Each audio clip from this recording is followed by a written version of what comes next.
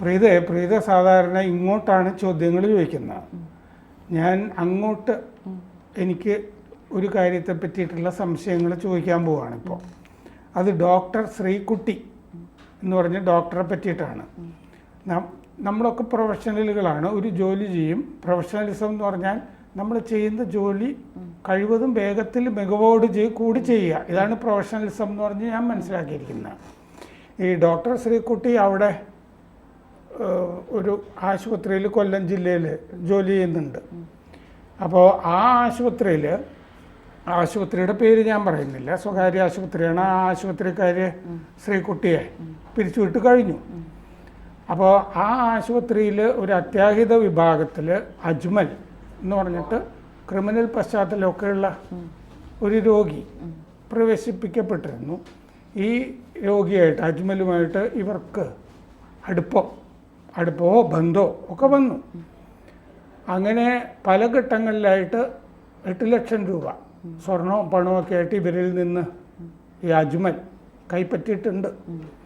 അങ്ങനെ ഈ കഴിഞ്ഞ ഓണക്കാലത്ത് ഈ ശ്രീകുട്ടിയും കുട്ടി അജ്മൽ ഒരു കൂട്ടുകാരൻ്റെ വീട്ടിൽ പോയി ഓണസദ്യയെല്ലാം കഴിച്ച് അത് കഴിഞ്ഞ് ഇവർ കാറിലിരുന്ന് മദ്യപിച്ചിട്ട് കാറ് ഓടിച്ചുകൊണ്ട് പോകുമ്പോഴാണ് ഈ മൈനാഗപ്പള്ളിയിൽ വെച്ചിട്ട് സ്കൂട്ടറിൽ ഫൗസിയ ഓടിച്ചിരുന്ന സ്കൂട്ടറിൽ കുഞ്ഞുമോൾ എന്ന് പറഞ്ഞ സുഹൃത്തുണ്ടായിരുന്നു.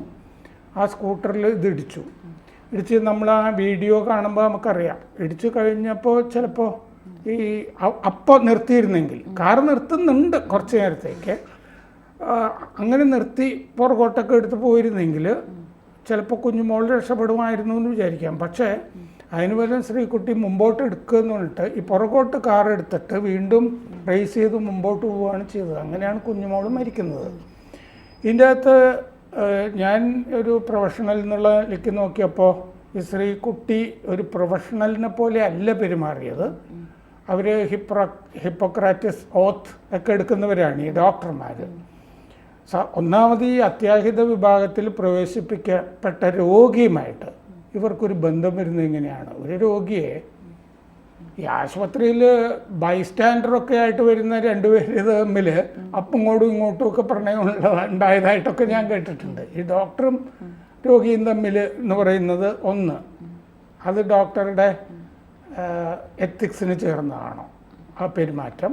രണ്ട്, ഡോക്ടർ അവിടെ നിർത്തി അടുത്ത ആശുപത്രിയിൽ കുഞ്ഞുമോളെ പ്രവേശിപ്പിക്കുകയാണ് വേണ്ടിയിരുന്നത്. ഇനി മദ്യപിച്ചിട്ടുണ്ടെങ്കിൽ പോലും അങ്ങനെ തന്നെയാണ് ചെയ്യേണ്ടത്. അത്യാവശ്യം ബോധം കാർ ഓടിക്കാനുള്ളതും കാര്യങ്ങളൊക്കെ ഉണ്ടല്ലോ ചെയ്യേണ്ടിയിരുന്നത്. ഇങ്ങനൊരു ശ്രീകുട്ടിയെ പറ്റി പ്രീതയുടെ അഭിപ്രായം എന്താ? ശരിക്കും ഡോക്ടർമാരെ കുറിച്ച് നമ്മൾ പറയുന്നത് ദൈവമാണ് അവർ. സാധാരണക്കാർക്ക് ഡോക്ടർ എന്ന് പറഞ്ഞാൽ ജീവൻ കൊടുക്കുന്ന ആൾക്കാരാണ് ഡോക്ടർ എന്നാണല്ലോ. പണ്ട് മറ്റേ തിരുവനന്തപുരത്ത് ഡോക്ടർ KN പൈ എന്നൊക്കെ പറഞ്ഞ് വളരെ വിശിഷ്ടരായ ഡോക്ടർമാരൊക്കെ ഉണ്ടായിരുന്ന സ്ഥലമാണത്. അപ്പോൾ അങ്ങനെ ഒരു കോൺസെപ്റ്റാണ് നമ്മുടെ എല്ലാവരുടെയും സാധാരണക്കാരുടെ എല്ലാം മനസ്സിലുള്ളത്. ശരിക്കും ഇങ്ങനൊരു അപകടം ഉണ്ടാകുമ്പോൾ അവർ ഏത് മദ്യലഹരിയിലായിരുന്നുവെങ്കിലും ബേസിക്കലി അവരൊരു ഡോക്ടറാണ്. അതായത് മനുഷ്യ ശരീരവുമായി, അതായത് പഠിക്കുന്ന സമയത്ത് അവരെല്ലാം ശവശരീരവുമായി കൂടുതൽ സമയം കീറിപ്പടിക്കുന്നവരാണ്. അതുകൊണ്ട് തന്നെ ഇങ്ങനെയുള്ള കാര്യങ്ങളിലൊന്നും അവർ തളരില്ല എന്നാണ് നമ്മുടെ ഒരു ധാരണയും. ഡോക്ടർമാർ എന്തിനെ അതിജീവിക്കുന്നവരാണ് എന്ന്. അപ്പോൾ സ്വാഭാവികമായും ഇങ്ങനൊരു അപകടം ഉണ്ടാകുമ്പോൾ അവർക്ക് ആ ഒരു ആത്മസംയമനം അവരുടെ പഠിത്തത്തിൻ്റെ ഭാഗമായിട്ടും അവരുടെ ജോലിയുടെ ഭാഗമായിട്ടുമെല്ലാം അവർക്ക് ഉണ്ടാവേണ്ടത് തന്നെയാണ്, അതിന് തർക്കമില്ല. പക്ഷെ അവർ മദ്യലഹരിയിലായിരുന്നത് കൊണ്ട് പെട്ടെന്ന് നമുക്കായാലും പെട്ടെന്ന് നമ്മുടെ വണ്ടി തന്നെ പോകുമ്പോൾ പെട്ടെന്ന് ഒന്ന് സ്കിഡാവുക എന്തെങ്കിലും ചെയ്യുമ്പോൾ നമ്മൾ പെട്ടെന്ന് പാനിക്കായി പോകും. ഒന്നാമതായിട്ട് ഒരു സംശയം, ഞാൻ നമ്മളൊക്കെ ഈ പ്രൊഫഷനിലൊക്കെ വരുന്ന കാലത്തൊക്കെ അങ്ങനെ കൂടെയുള്ള ഈ സഹപ്രവർത്തകന്മാരുണ്ടല്ലോ, സ്ത്രീകൾ, അവർ മദ്യപിച്ച് കണ്ടിട്ടില്ല. ഇപ്പം കേരളത്തിൽ ഇങ്ങനെ വനിതാ ഡോക്ടർമാർ അങ്ങനെയൊക്കെ പ്രൊഫഷണലുകളൊക്കെ മദ്യപിക്കുന്ന രീതി ഉണ്ട് എന്നാണ് എൻ്റെയും ഒരു അറിവ്. പിന്നെ അതിലുപരി ഒരു ഡോക്ടർ പറഞ്ഞ ഒരു കാര്യം എനിക്കിപ്പോൾ ഈ സാഹചര്യത്തിൽ എനിക്ക് ഓർമ്മ വരുന്നുണ്ട്. നമ്മൾ സാധാരണ ഈ അമ്മമാരെ മഹത്വവൽക്കരിച്ച് കാണിക്കുന്ന ഒരു രീതി പണ്ട്, അമ്മ ദൈവമാണ്, അതുകൊണ്ട് അമ്മ എല്ലാം സർവം സഹയാണ്, അമ്മ എല്ലാം സഹിച്ച്. ഇപ്പം പറയും ഒരുപാട് ജോലി അമ്മയെ കൊണ്ട് ചെയ്യിപ്പിക്കുമ്പോൾ അമ്മയെ എന്തിനാ ഇത്ര ജോലി ചെയ്യിപ്പിക്കുന്നത് കഴിയുമ്പോൾ അമ്മയ്ക്ക് അത് ചെയ്യാൻ ഇഷ്ടമാണ് എന്ന് പറഞ്ഞ് അമ്മമാരുടെ മനസ്സിൽ തന്നെ ഒരു ചിന്തയുണ്ട്, ഞാനിതെല്ലാം ചെയ്യാൻ വിധിക്കപ്പെട്ടവളാണ്, എനിക്കിങ്ങനെ വേറെ മറ്റൊരു ചിന്തകളുമില്ല, ഞാനിങ്ങനെ മക്കൾക്കും ഭർത്താവിനും വീട്ടിലുള്ള എല്ലാവർക്കും വേണ്ടി ഇങ്ങനെ ത്യാഗം സഹിച്ചിരിക്കേണ്ടവളാണ് എന്ന ഒരു ചിന്ത പോലെ തന്നെ ഡോക്ടർമാരെയും സമൂഹം അങ്ങനെയാണ് കാണുന്നത്. ഡോക്ടർമാർ പറഞ്ഞാണ്, ഞങ്ങളെ ആരും മാലാഖമാരായും ദൈവങ്ങളായും കാണണ്ട, ഞങ്ങൾ വെറും സാധാരണ മനുഷ്യരാണ്. നഴ്സിനെ പറയാം. അപ്പം ആ നഴ്സുമാരുടെ കുറേ വിഷയങ്ങൾ വന്നപ്പോഴാണ് ഒരു ഡോക്ടർ പറഞ്ഞത്, ഞങ്ങളെ അങ്ങനെ ദൈവങ്ങളായിട്ട് നിങ്ങൾ കാണരുത്, ഞങ്ങളും മനുഷ്യരാണ്, ഞങ്ങൾ വെറും സാധാരണ മനുഷ്യർ, ചോരയും നീരും ചിന്തയും ഇമോഷൻസും എല്ലാം ഉള്ള മനുഷ്യരാണ്, ഞങ്ങളുടെ ഈ ഒരു ജോലിയെ അതിനെ വെറും ഒരു പ്രൊഫഷനാക്കി മാത്രം നിങ്ങൾ കാണൂ എന്നൊരു ഡോക്ടർ പറഞ്ഞിട്ടുണ്ട്. അപ്പോൾ ഞാൻ അവരോട് വാദിച്ചത്, സാധാരണ ഒരു പ്രൊഫഷൻ പോലെയല്ല ഡോക്ടർ, മനുഷ്യൻ്റെ ജീവൻ വെച്ചാണ് അവർ കൈകാര്യം ചെയ്യുന്നത്. അതുകൊണ്ട് തന്നെ മറ്റേതൊരു ടീച്ചറെ പോലെയോ നമ്മൾ പത്രപ്രവർത്തകർ. അവിടെ എനിക്കൊരു ചോദ്യമുണ്ട്. ഈ ശ്രീകുട്ടി ആ അപകട സമയത്ത് ഈ ഞങ്ങളും സാധാരണക്കാരാണെന്ന് പറഞ്ഞത് കൊണ്ടുള്ള ചോദ്യമാണ്. ശ്രീകുട്ടി ആ സമയത്ത് ഡ്യൂട്ടിയിലല്ല. പോലീസുകാരൊക്കെ പറയുന്ന പോലെ ശ്രീകുട്ടിക്ക് ഒരു വാദം എടുക്കാം, ഡ്യൂട്ടിയിലല്ല. അവരുടെ സ്വകാര്യ ജീവിതം അവർക്ക് കൊണ്ടാടാവുന്ന സമയമാണത്. ഓണത്തിനാണ്, അവധിയാണ്. എങ്കിൽ പിന്നെ അവർക്ക് മദ്യപിച്ചുകൂടെ, ഇങ്ങനെ പെരുമാറിക്കൂടെ? മദ്യപിക്കാൻ, പക്ഷെ മദ്യപിച്ച് വാഹനം ഓടിക്കാൻ പാടില്ലല്ലോ. മദ്യപിച്ച് വാഹനം ഓടിക്കാൻ പാടില്ല. അജ്മലും കഴിച്ചിട്ടുണ്ടാവുമല്ലോ. ശ്രീകുട്ടി മാത്രമല്ലല്ലോ കഴിച്ചിട്ടുണ്ടോ, അജ്മലും. മദ്യപിച്ച് വാഹനം ഓടിക്കരുത് എന്ന് പറയുന്നതിന്റെ പ്രധാന ഒരു കാര്യം, സ്വന്തം ജീവനേക്കാൾ ഉപരി ഇവർ മറ്റുള്ളവരുടെ ജീവൻ, അതായത് മദ്യപിക്കാതെ റോഡിൽ നിൽക്കുന്ന ഒരാൾ, ഇപ്പൊ കുഞ്ഞുമോള് മദ്യപിച്ചിട്ടുണ്ടായിരുന്നില്ല, മദ്യപിച്ച് വാഹനം ഓടിച്ച രണ്ടുപേരുടെ ആ ഒരു പ്രവൃത്തി കൊണ്ട് നഷ്ടമായത് മദ്യപിക്കാതെ മര്യാദയ്ക്ക് നടന്ന ഒരു സ്ത്രീയുടെ ജീവനാണ് നഷ്ടപ്പെട്ടത്. ശരിക്കും മദ്യപിച്ച് വാഹനം ഓടിക്കരുത് എന്ന് പറയുന്നതിൻ്റെ പ്രധാന ഒരു കാര്യം ഇത് തന്നെയാണ്.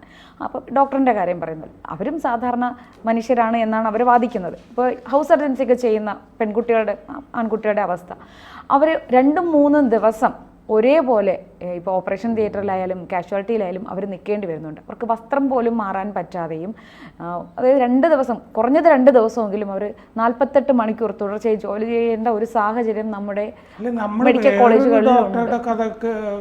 വല്ലാതെ ചർച്ച ചെയ്താണല്ലോ കേരളത്തിൽ. സൗമ്യ എന്നല്ലേ ആ കുട്ടിയുടെ പേര്, കോട്ടയത്തെ?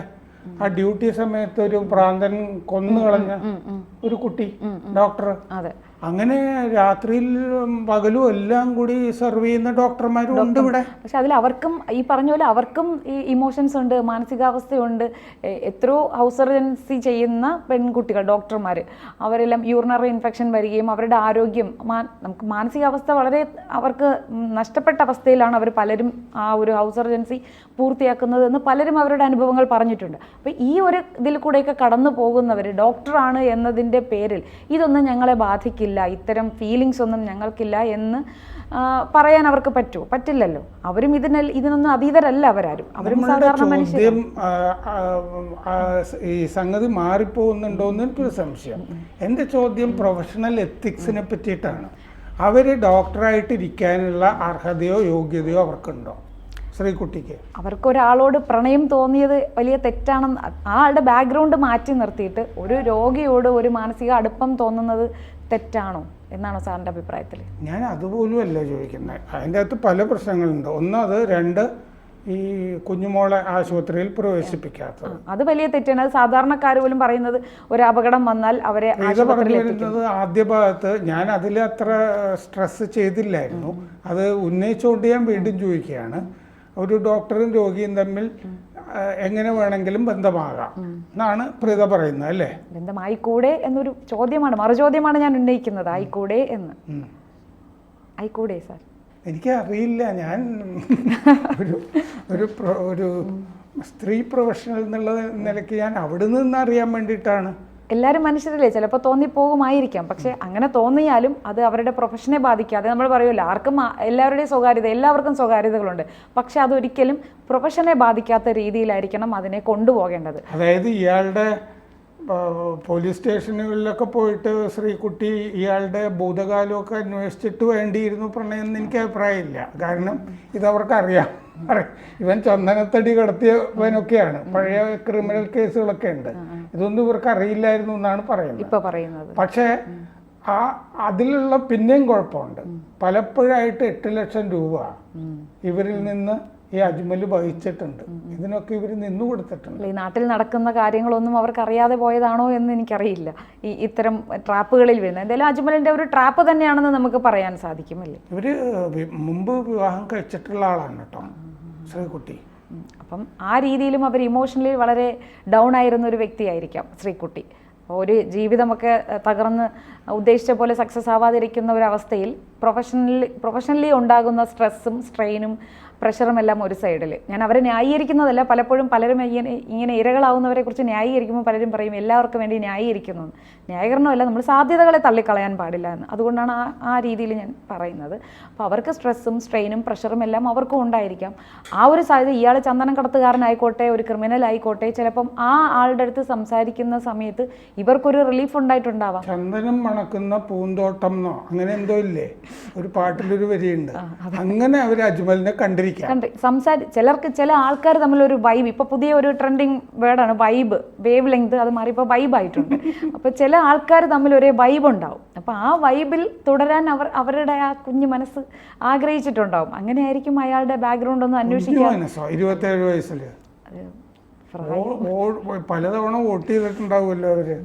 അതല്ലേ, എന്നാലും ഇളം മനസ്സായിരിക്കും സർ. അതുകൊണ്ടാണ് തിരിച്ചു ചിന്തയില്ലാതെ, പ്രേമത്തിന് കണ്ണില്ല തലച്ചോറില്ല എന്നൊക്കെ പറയുമല്ലോ. അപ്പൊ അതുകൊണ്ട് ആ ആളോട് സംസാരിക്കുമ്പോഴും സ്പെൻഡ് ചെയ്യുമ്പോഴും അവരെന്തോ ഒരു മാനസിക സുഖം അനുഭവിച്ചിട്ടുണ്ടാവും. പ്രീതയുടെ നിലപാടും മനസ്സിലായി.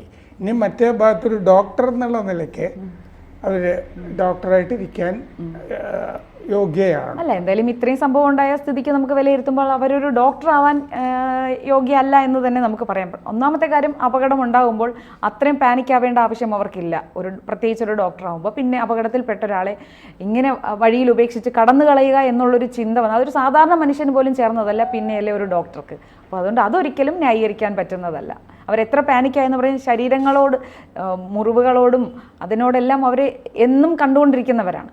രക്തം കണ്ട് മടുത്ത കണ്ണുകളായിരിക്കും എന്തായാലും അവരുടേത്. അതുകൊണ്ട് ഒരിക്കലും ഒരു ആക്സിഡൻറ്റ് ഉണ്ടാകുമ്പോൾ പെട്ടെന്ന് ഓടിപ്പോകാൻ ഉള്ള ഒരു ടെംപ്റ്റേഷൻ വരേണ്ട ആവശ്യമില്ല. പിന്നെ മറ്റൊരു കാര്യം, അജ്മലുമായിട്ടുള്ള ബന്ധം ഒരു രഹസ്യ ബന്ധമായിരുന്നെങ്കിൽ അയ്യോ ആരെങ്കിലും കാണുമോ എന്നുള്ള വെപ്രാളത്തിൽ, അത് ജീവിതം തകർക്കുമോ എന്നുള്ളതിൽ ഓടിപ്പോവാൻ ശ്രമിച്ചു. ഇപ്പോൾ ഈ ആൾക്കാർ കൈവയ്ക്കും അങ്ങനെ ഒരു പേടിയിൽ ഓടിപ്പോയെങ്കിൽ അങ്ങനെ വിചാരിക്കും. പക്ഷേ ഇവർക്ക് അങ്ങനെയല്ല. ഇവർ സമൂഹ മാധ്യമങ്ങളിലും ഇരുവരും ഒന്നിച്ചുള്ള ചിത്രങ്ങൾ പബ്ലിഷ് ചെയ്തിരുന്നു എന്നൊക്കെയാണ് കേൾക്കുന്നത്. അപ്പോൾ അതുകൊണ്ട് തന്നെ അതൊരു രഹസ്യ ബന്ധമാവാൻ സാധ്യതയില്ല. അപ്പം അങ്ങനെ ഒരു ഓട്ടത്തിൻ്റെ കാര്യമില്ല. പിന്നെ ആൾക്കാരെ ഫേസ് ചെയ്യാൻ വയ്യാത്തതാണ്. ആ അപകടത്തിൽ പറ്റിയ ആളെ രക്ഷിക്കേണ്ട ഉത്തരവാദിത്തം അവർക്കുണ്ട്. ആ ഉത്തരവാദിത്തമാണ് അവർ മറന്നത്. പെട്ടെന്നാണ് എനിക്ക് ഓർമ്മ വന്നത്, ഈ കൂട്ടത്തിൽ ഈ സ്വർണം പൊട്ടിക്കലിൻ്റെ ഒക്കെ കൂട്ടത്തിലൊക്കെ നടന്നിട്ടുള്ള അർജുനായെങ്കിയോ അങ്ങനെ ഒരാളെ കല്യാണം കഴിച്ചത് ഒരു ഡോക്ടറായിരുന്നു. അതാ പറയുന്നത്, ഡോക്ടർമാരും സാധാരണ മനുഷ്യരാണെന്ന് അവർ സ്ഥാപിച്ചെടുക്കണം. വാദിക്കുക മാത്രമല്ല, അവർ സ്ഥാപിച്ചെടുക്കണം. അതാണ് സാർ, പ്രേമത്തിന് കണ്ണും തലച്ചോറും ഒന്നും ഇല്ലയെന്ന് പണ്ട് പറയുന്നത് തന്നെയാണ് ഇപ്പോഴും പറയുന്നത്. ഈ വൈബ്, അവർക്ക് ആ വൈബ് സെറ്റാവും. അപ്പോൾ അതുകൊണ്ടാണ് ഇനി അയാൾ കൊലയാളിയാണോ കള്ളക്കടത്തുകാരനോ എന്നല്ല, അവരുടെ വൈബ് സെറ്റായി കഴിഞ്ഞാൽ പിന്നെ ജീവിതത്തിലേക്ക് കടക്കുമ്പോഴാണല്ലോ. ഇപ്പോൾ കുറച്ച് സമയം നമ്മൾ കാണുകയും സംസാരിക്കുകയും ചെയ്യുമ്പോൾ ആ വൈബ് സെറ്റാവും. പക്ഷേ ഫുൾ ടൈം ഒന്നിച്ച് എനിക്ക് തോന്നുന്നു ആ വൈബ് സെറ്റായതായിരുന്നു ആദ്യത്തെ അപകടം. അതെ, പിന്നെയുള്ളതൊക്കെ തുടർ അപകടങ്ങളാണ്. ഈ മറ്റേ ഭൂകമ്പം നടന്ന ശേഷം തുടർ ചലനങ്ങൾ എന്ന് പറയുമല്ലോ. അല്ല, ഇതിന് നമ്മൾ എതിരായിട്ട് പറയുമ്പോൾ പറയും ഇതൊക്കെ 70s 60s കിഡുകൾ ഇങ്ങനെയൊക്കെ ചിന്തിക്കുകയുള്ളൂ, ഞങ്ങൾ 90s 20s കിഡുകൾക്ക് ഇങ്ങനെയൊക്കെ ചിന്തിക്കാൻ പറ്റുള്ളൂ എന്ന് നമ്മൾ. എല്ലാവരുടെ ചിന്തകളും ബേസിക്കലി ഒന്ന് തന്നെയാണ്.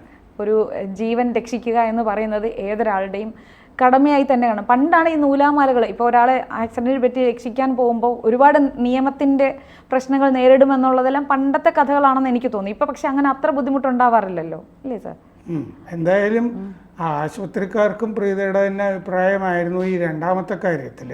അതുകൊണ്ടാണ് പിരിച്ചുവിട്ടത്. അതേതായാലും നന്നായി. മൊത്തത്തിൽ ഈ ജീവിതം എന്തിനുള്ള മാതൃകയാണ്? എന്താണ് പ്രീത ഈ ശ്രീകുട്ടിയുടെ ജീവിതത്തിൽ നിന്ന് പഠിക്കുന്നത്? ശ്രീകുട്ടിയുടെ ജീവിതത്തിൽ നിന്ന് പഠിക്കാനുള്ളത്, നമ്മളെപ്പോഴും ആത്മസംയമനം പാലിക്കുക. ഇപ്പം സ്ത്രീകളോട് മദ്യപിക്കരുത് എന്ന് പറയാൻ നമുക്ക് അവകാശമില്ല, അത് അവരുടെ വ്യക്തിപരമായ കാര്യമാണ്. മദ്യപിക്കുന്നുണ്ടെങ്കിൽ വീട്ടിനകത്തിരിക്കുക, ഡ്രൈവ് ചെയ്ത് പോകരുത്. മറ്റുള്ളവരുടെ ജീവൻ ഒരിക്കലും എന്താവരുത്. സാധാരണഗതിയിൽ പറയും 2 പെഗ് അടിച്ചാലും വയറ്റിൽ കിടക്കണം എന്ന്. അതാണോ ഈ പറയുന്നത്? വീട്ടിൽ കിടക്കണം, 2 പെഗ് അടിച്ചാലും വീട്ടിൽ കിടക്കണം, അത്രേ പറയാനുള്ളൂ. മറ്റുള്ളവരുടെ ജീവന് ഒരു ഭീഷണിയായി ആരും നിലകൊള്ളരുത്. ശരി, നന്ദി.